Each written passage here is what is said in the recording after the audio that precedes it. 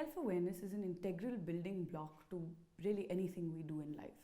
Understanding my beliefs, what I think, my thoughts, my feelings, and how I respond in different situations allows us to focus on engaging better with people, learning how to build our boundaries, setting targets, taking feedback at work, and dealing with challenges that come with everyday life. Here is a tool that we've used in art therapy very often called the self-portrait. We're able to utilize different mediums to actually create a representation of the self on paper in 3D. For this portrait of the self, you need one colored A3 sheet. If you don't have an already colored A3 sheet like me, you can color your base with whatever material you might have. Chalk pastels work beautifully. One white sheet, which I will tell you in a minute what we're going to do with. Some found material, so if you can go to the garden or a park or anywhere near you, take some time that you spend walking around collecting twigs, leaves of any kind that you found fallen. We've got some cotton wool, some cotton balls, stickers, wool. If you've got a newspaper lying around the house, we get some newspaper cutouts, and really anything else you can roam around your house and find that feels representative of the self. Also, we need a roll of tape or a bottle of glue, anything that we can stick with. So I'm going to start. This is going to be the base for our self-portrait. We're going to start in a really fun way. We need no scissors. I want us to begin by tearing. So you tear the sheet of paper.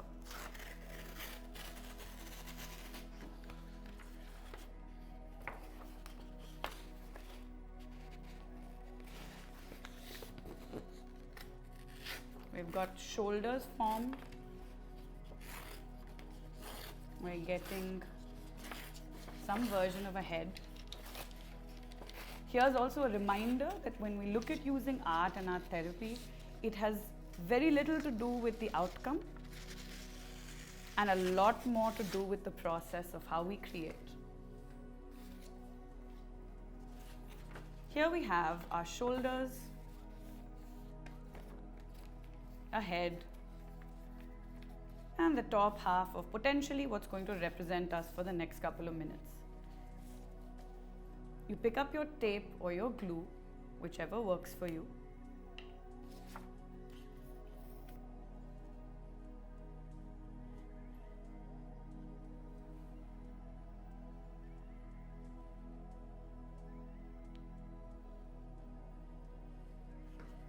And we stick it down. Never be afraid to get a little messy if you need to.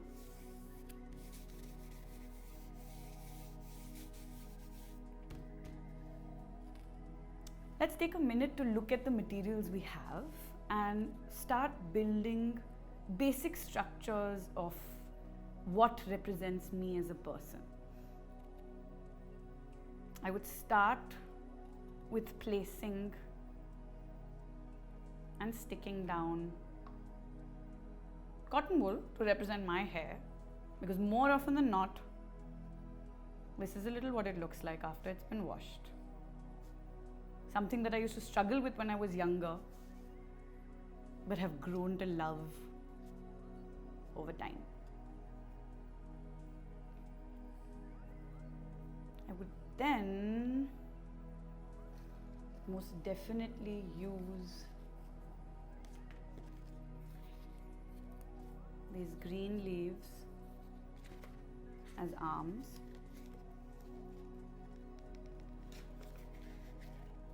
Take your time, tuck them in, stick them down. I think they're a little bit of a representation of what I've felt about being extended and feeling almost like I can fly and do a lot more than I ever thought I could before.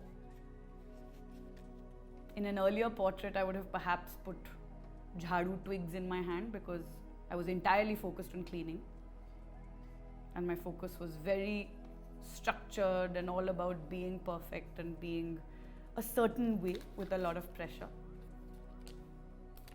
So know that your portraits evolve. This is about what you feel about you in this moment, what strikes you in the art material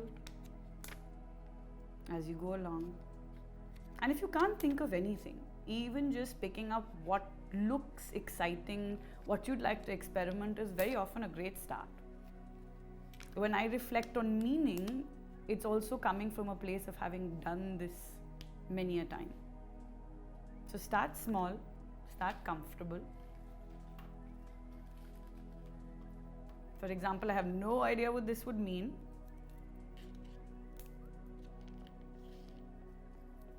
But I like the idea of putting twigs down as a nice stripe shirt.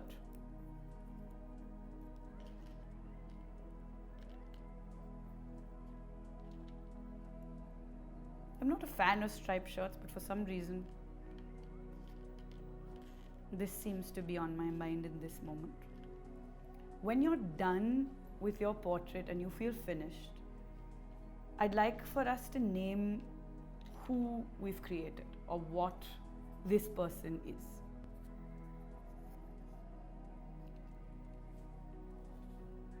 So I can call it, my portrait is called Fuzzy Queen. And if that is who the Fuzzy Queen is, I also write a little note about what the Fuzzy Queen stands for.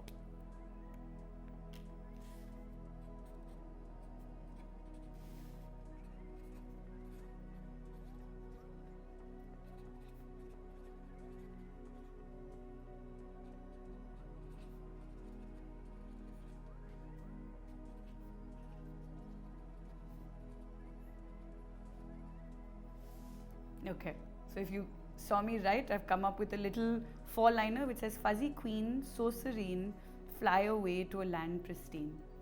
The idea is if you spend some time sitting down and playing with this portrait, it may not give you something in the now, but if you reflect back on it, if you write about what you see, break down what you've created and what it means to you, it can be a very, very powerful tool in understanding how we feel about ourselves, how we feel about ourselves in time. If you're to do this portrait today, then a week later, 3 months later, it can be a very powerful tool to understand how you've moved across the year, what your goals are, what you would like for yourself to be, what you are looking to grow to, and how you feel and what you need.